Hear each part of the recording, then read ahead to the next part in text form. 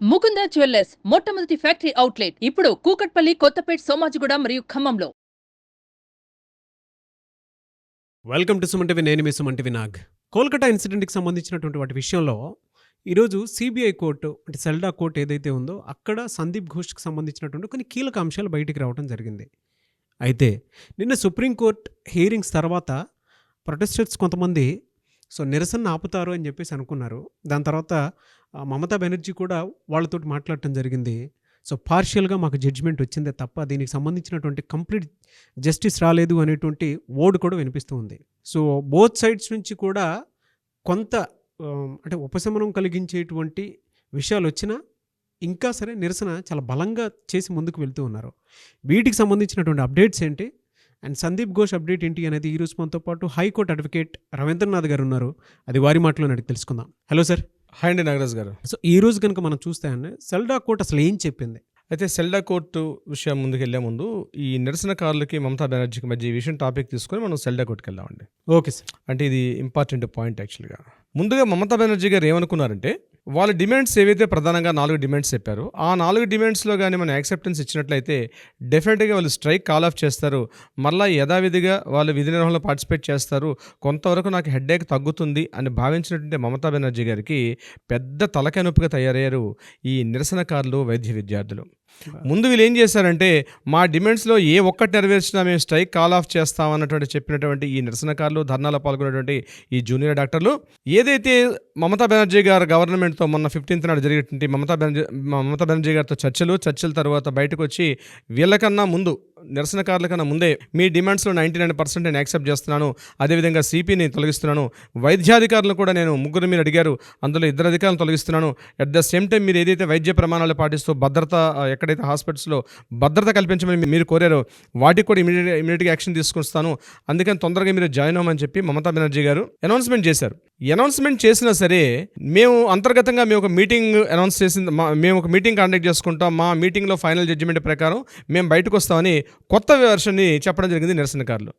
ఆవిడ డిఫెన్స్లో పడ్డారు మమతా బెనర్జీ గారు. యాక్చువల్గా అదేంటి మళ్ళీ కొత్త విషయం మాట్లాడుతున్నారని చెప్పి ఈ విషయాన్ని ఇదే టాపిక్ని సుప్రీంకోర్టులో కూడా ఈ డిస్కషన్ జరిగింది. నిన్న జరిగిన సుప్రీంకోర్టులో కూడా అందులో సీజే గారు అడిగినటువంటి ఒక ప్రశ్నకి సమాధానం చెప్తూ కపిల్ సిబాల్ గారు మేము వాళ్ళ మీద ఎటువంటి చర్యలు తీసుకోము, ఎవరైతే కాల్ ఆఫ్ చేస్తారో వాళ్ళ మీద ఎటువంటి క్రిమినల్ యాక్ట్లు కానీ ఇటువంటి ఏమీ ఉండవు, ఇమీడియట్గా వాళ్ళు జాయిన్ అవ్వచ్చు అని చెప్పి ఆయన సుప్రీంకోర్టులో కూడా చెప్పడం జరిగింది. అయినప్పటికీ కూడా వీళ్ళు స్ట్రైక్ కాల్ ఆఫ్ చేయలేదు.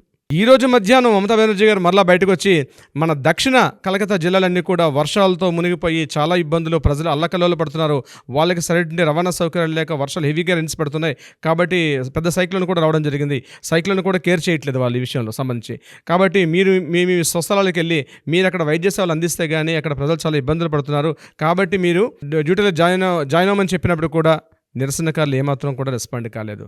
వీలైతే కేసుని టర్న్ చేద్దామని మొన్న ఒక సంఘటన తీసుకొని యాక్సిడెంట్ జరిగి ఒక హాస్పిటల్ అడ్మిట్ అయ్యి రోగి చనిపోతే ఆ కేసుని కూడా ఒక తన లిస్టులో వేసేసుకొని డాక్టర్లు ఇన్ టైంలో రెస్పాండ్ కాకపోవడం వల్ల 29 మెంబర్స్ చనిపోయారని చెప్పి మమతా బెనర్జీ గారు ఒక లిస్ట్ ఇచ్చారు. ఆ లిస్టులో కేవలం మీ యొక్క వైఫల్యం అంటే మీరు డ్యూటీలో లేకపోవడం జరిగిందని చెప్పి ఆ చనిపోయిన ప్రతి వ్యక్తి కూడా 2 లక్షల రూపాయలు ఎక్స్గ్రేష్ ఇవ్వడం కోసమే మమతా బెనర్జీ కూడా ప్రకటించారు. అయితే ఇక్కడ కథ ఏంటంటే ఆ చిన్న విషయం మీకు చెప్తాను. అందులో ఎవరైతే ఆ చనిపోయిన వ్యక్తి తాలూకా బంధువులు, ఆ యాక్సిడెంట్ కేసులో చనిపోయిన బంధువులు ఏం చెప్పారంటే మాకు మీ ఎక్స్గ్రేషియా అవసరం లేదు, ఎందుకంటే చనిపోయింది వైద్యాధికారుల యొక్క నిర్లక్ష్యం వల్ల కాదు, మేము సత్వరం వచ్చేటప్పటికి మాకు అంబులెన్స్లు కానీ మరొకటి కానీ మీరు ఇన్ టైంలో అందివ్వలేకపోయారు, అందువల్ల చనిపోయారు తప్ప ఈ యొక్క కేసుని అంటే మా జరిగిన ఈ దుర్ఘటనని మీరు వాళ్ళ మీద నెప్పవేదని సాక్షాత్తు సామాన్య జనం అండి ఏం చెప్పారు, సాధారణ కూలీ జనం వాళ్ళు పాపం డైలీ వేజెస్కి వెళ్తే కానీ పొట్టగడితే కానీ పొట్టగడనటువంటి దైన్య స్థితులు ఆ యొక్క మహిళ వచ్చి ఈరోజు మాట్లాడుతుంటే నిరసనకారులు వాళ్ళని అక్కుని చేర్చుకొని ఆ సంఘటన చూసి చలించిపోయారండి. అంటే ఇంత ప్రజల మద్దతు ఉంటుందా అన్న విషయానికి మమతా బెనర్జీకి తను ఏం చేయాలో దిక్కుతోచిన పరిస్థితిలో ఈరోజు మరలా ఏం చేశారంటే ఈరోజు మరలా మన ఎవరైతే సిఎస్ పంత్ గారు ఉన్నారో, మనోజ్ పంత్ గారు ఉన్నారో మళ్ళీ నిరసనకారులు ఉత్తరం రాసి మరలా చర్చలకి రండి, ఈరోజు ఈవినింగ్ 6:30కి మనం పార్టిసిపేట్ చేద్దామని చెప్పి వీళ్ళు ఒక ఇన్విటేషన్ లెటర్ పంపించారు. దానికి మరలా 6:30 మీరు 30 మంది వచ్చినా మేము యాక్సెప్ట్ చేస్తాం, తొందరగా రండి అని చెప్పి ఈరోజు 6:30కి ఇప్పుడు బహుశా ఇన్వైట్ చేశారు. ఈరోజు ఈవినింగ్ 6:30కి బహుశా వాళ్ళకి వీళ్ళకి మధ్యలో మరలా మీటింగ్ ఉండొచ్చు. ఆ మీటింగ్లో మరి మమతా బెనర్జీ గారు పార్టిసిపేట్ చేస్తారా, లేదా ఓన్లీ వైద్యాధికారులు, ప్రభుత్వ అధికారులు, ఈ జూనియర్ డాక్టర్స్ వరకే పార్టిసిపేట్ చేస్తారన్నది మరికొద్ది నిమిషాల్లో మనకు తెలిసే అవకాశం ఉంటుంది. బట్ ఏదేమైనప్పటికీ కూడా నిరసనకారులు ముఖ్యంగా హాస్పిటల్స్లో భద్రతా ప్రమాణాలు సరైన చర్యలు తీసుకోవాలి. అదేవిధంగా గ్రీవెన్స్ హౌసెస్ ఏర్పాటు చేయాలి. మాకు అక్కడ ఎక్కడైతే హాస్పిటల్ ఉంటాయో అదేవిధంగా ప్రత్యేక సెల్స్ ఏర్పాటు చేయాలి. మేము ఏం జరిగినా సరే ఇమీడియట్గా పోస్ట్ యాక్ట్ ప్రకారం ఇమీడియట్గా కంప్లైంట్ చేసుకునే కంప్లైంట్ సెల్స్ కానీ గ్రీవెన్స్ హౌస్లు మాకు ఏర్పాటు చేస్తేనే మేము ఇమీడియట్గా మేము రెస్పాండ్ కాగలుగుతాం. కాబట్టి ముందు మీరు ఆ చర్యలు చేపట్టండి, అప్పుడైతే మేము దిగొస్తామని చెప్పడం జరిగింది. బట్ ఏదేమైనప్పుడు కూడా మళ్ళీ ఎగైన్ మరో 2వ విడత చర్చలు కూడా మళ్ళీ సిద్ధపడ్డారు. ప్రభుత్వం కూడా మళ్ళీ డైలమాలు పడింది. ఈ విషయం ఏం చేస్తారన్నది మరికొద్ది గంటల్లో మనకు తెలిసే అవకాశం ఉంటుంది నాగరాజు గారు దీనికి సంబంధించి నిరసనకారులకి. ఇదిలా ఉంటుండగా మరొక ఇంపార్టెంట్ విషయం ఏంటంటే, ఎవరైతే సుదీప్తో రాయ్ అని చెప్పామో మన తృణమూల్ కాంగ్రెస్ పార్టీ యొక్క ఎమ్మెల్యే అంటే సుదీప్తో రాయ్ కీలకమైన వ్యక్తి, నార్త్ బెంగాల్ లాబీలు అని చెప్పాము. నిన్న రాత్రి 12 గంటల నుంచి ఈరోజు మధ్యాహ్నం వరకు ఒక కంటిన్యూగా నాన్ స్టాప్గా ఆయన యొక్క నర్సింగ్ హోమ్ మీద, ఆయన ఇంటి మీద, ఆయన ఆఫీస్ మీద ఈడీ వాళ్ళు కంటిన్యూ దాడులు చేశారు. సుమారుగా మీరు చెప్తే నమ్మరండి, ఒక DCMకి సరిపోయే డాక్యుమెంట్స్ కలెక్ట్ చేశారటండి. అవునా? ఫైల్స్ బాక్సులు తీసుకొచ్చాడు ఇంట్లోంచి. ఒక పెద్ద గవర్నమెంట్ ఆఫీస్లో ఉండాల్సినటువంటి సెగ్మెంట్ ఆ పేపర్స్ అన్ని కూడా ఒక చిన్న సైజు 407 DCM వ్యాన్లో సరిపోయిన డాక్యుమెంట్స్ కలెక్ట్ చేసుకొచ్చి బాక్సులు తీసుకొని వస్తున్నారు, వ్యాన్లో ఎక్కిస్తున్నారట. బహుశా ఏంటో ఆ కట్టగట్టలు, అన్ని కట్టల డాక్యుమెంట్స్ అని ఏం చేశాడో, ఏం అరాచకాలు జరిగాయో మనం నార్త్ బెంగాల్ లాబీలో చాలా విజయంగా వివరించాము. దీనికి సంబంధించి మన సిరీస్ ఆల్రెడీ కంటిన్యూ అవుతుంది. దీనికి సంబంధించిన డీటెయిల్స్ కూడా మనం ఆ ఎపిసోడ్లో మాట్లాడుకుందాం. బట్ ఎనీవే, ఎన్ఫోర్స్మెంట్ డైరెక్టరేట్ వాళ్ళు ఎవరైతే ఉన్నారో ఈయన మీద దాడులు చేసినవి మామూలు దాడులకు సుమారుగా 8 గంటల పాటు దాడులు చేసి సుదీప్త రాయ్ని యొక్క ఇంట్లోంచి కీలకమైన పత్రాలు నమోదు చేసుకున్నారు, కలెక్ట్ చేశారు.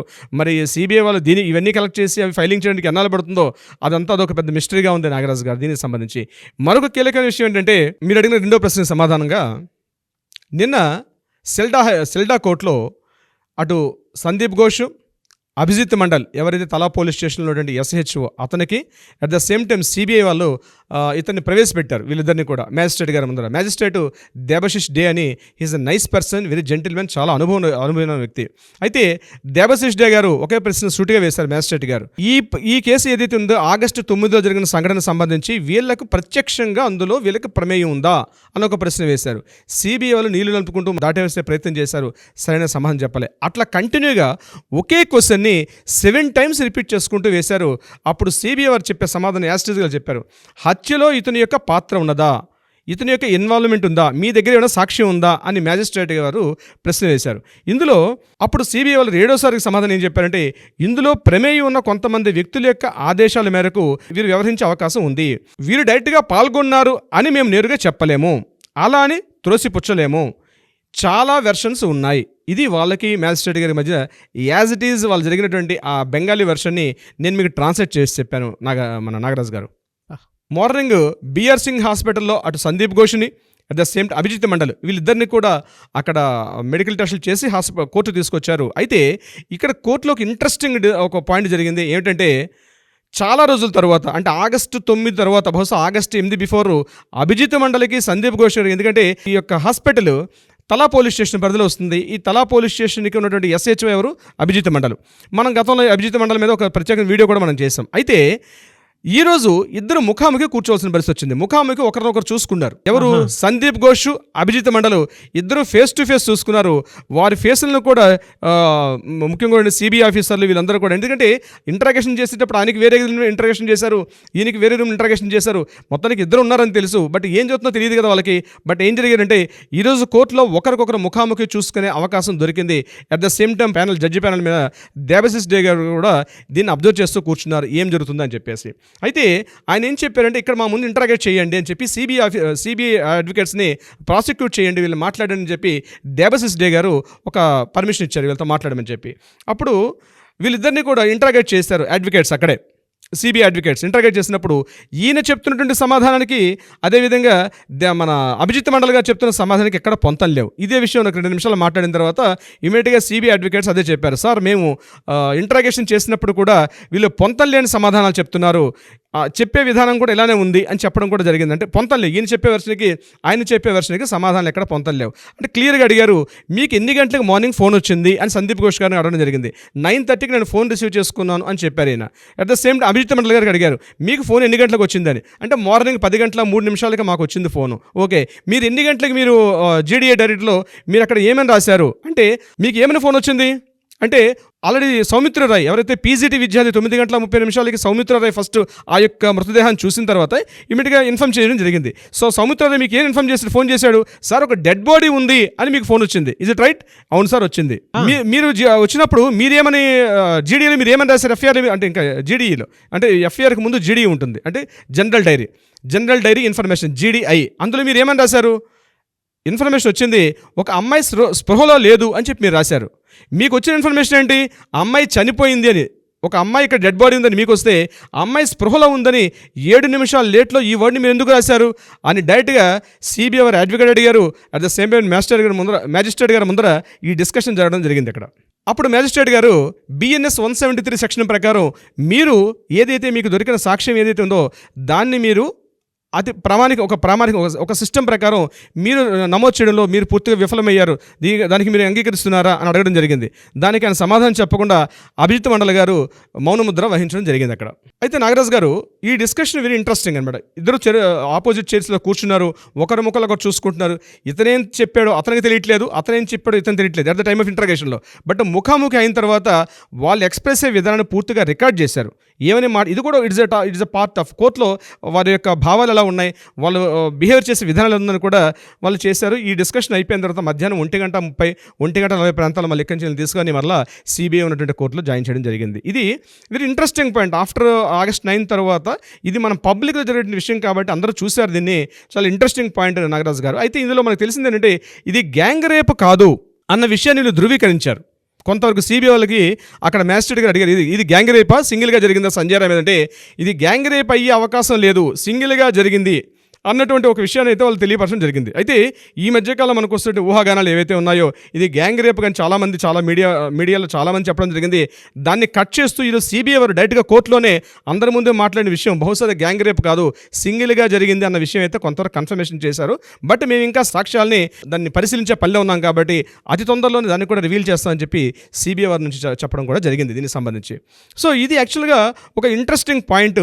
దీన్ని మనం కూర్చొని నెరేట్ చేయగలిగితే మన రెండు విషయాలు తెలిసాయి. ఒకటి ఏంటంటే అభిజిత్ మండలు వచ్చిన ఇన్ఫర్మేషన్ని తారుమారు చేయడం, సాక్ష్యాలను ఎవిడెన్స్ని తారుమారు చేసే విశేషం కనిపిస్తోంది. నెంబర్ 2 అంతకుముందే సందీప్ ఘోష్కి విషయం తెలిసింది. సందీప్ ఘోష్ విషయాన్ని అభిజిత్ మండల్తో మాట్లాడినటువంటి ఆ call recordings, total mobiles call recordings అన్నీ కూడా ఈరోజు కోర్టులో వాళ్ళు ప్రవేశపెట్టారు. అవి కూడా డీకోడ్ చేశారు. టోటల్ కాల్ డేటా అంతా కూడా డీకోడ్ చేశారు. దీనిలో సందీప్ ఘోష్ క్లియర్గా ముందుగా అభిజిత్ మండల్తో మాట్లాడినటువంటి ఇన్ఫర్మేషన్ కూడా ముందు మనకు తెలిసింది. So this is a very important note. మరొక ఇంపార్టెంట్ ఏంటంటే ముందుగా మాట్లాడినటువంటి మన మ్యాజిస్ట్రేట్ గారు ఒక క్వశ్చన్ రైజ్ చేశారు, ఇందులో వీళ్ళకి డైరెక్ట్ ఇన్వాల్వ్మెంట్ ఉందా అంటే సిబిఐ వారు 7 సార్లు ప్రశ్న తర్వాత సమాధానం చెప్పింది ఏంటంటే ఉండొచ్చు ఉండకపోవచ్చు అంటగా మాట్లాడారు. బహుశా వాళ్ళతో కూడా కన్ఫర్మేషన్ రాలేదు. దాని బహుశా నెక్స్ట్ హీరింగ్స్లో ఈ విషయాన్ని కన్ఫర్మేషన్ చేసే పనులు అయితే ఉంటారు నాగరాజ్ గారు.